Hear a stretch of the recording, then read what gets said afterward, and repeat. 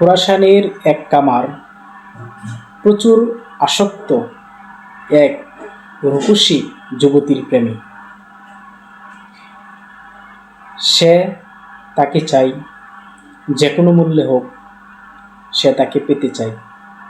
তাই সে ছুটল নিশাপুরীর এক ইহুদি জাদুকরের কাছে। জাদুকরকে বলল তার মনের বাসনার কথা।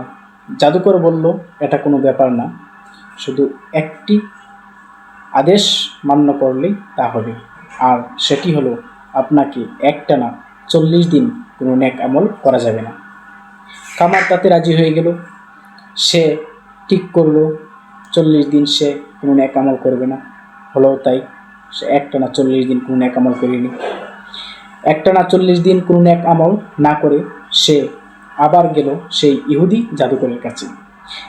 ইহুদি জাদুকর তার জাদুবিদ্যা প্রয়োগ করল, কিন্তু জাদুবিদ্যা প্রয়োগ করে সে কোনো ফল পেল না।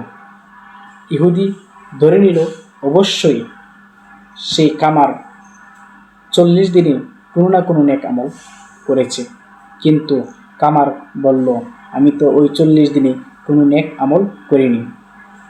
হঠাৎ তার মনে হলো, একদিন পথ চলতে চলতে রাস্তার মধ্যে কিছু পাথর পড়েছিল।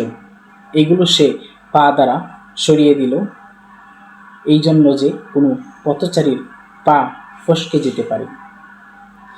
তাহলে বিষয়টা তাই। কামার ধরে নিল এই ছোট্ট একটি নেক আমলের কারণেই আল্লাহ তাআলা তাকে এত বড় একটি গুনার কাজ করতে দেয়নি। তা ইহুদি বলল, দেখেন, আপনি ছোট্ট একটি নেক আমলের কারণে আল্লাহ তাআলা আপনাকে এত বড় একটি গুনার কাজ করতে দেননি, তবুও কি আপনি এভাবে আপনার পাপ কাজ চালিয়ে যাবেন? কামারের চেতনার উপর যেন টনক পড়ল। সে বলল, চি চি, এ আমি কি করছি?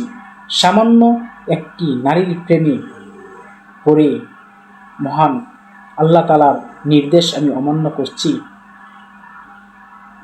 সে জাদুকরের হাতে হাত রেখে বলল, আপনি সাক্ষী থাকুন, বাকি জীবনে আমি আর কোনোদিন গুনার কাজে লিপ্ত হব না। হলো তাই, পরবর্তীকালে এই কামার সেই যুগের সবচেয়ে প্রখ্যাত আল্লাহর ওলি সাধক হিসেবে রূপান্তরিত হয়। তার এই নাম আবু হাফস হাদ্দাদ খোরাসানী রহমতুল্লাহি আলাইহি।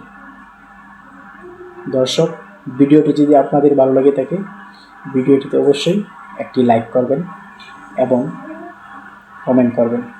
আসসালামু আলাইকুম।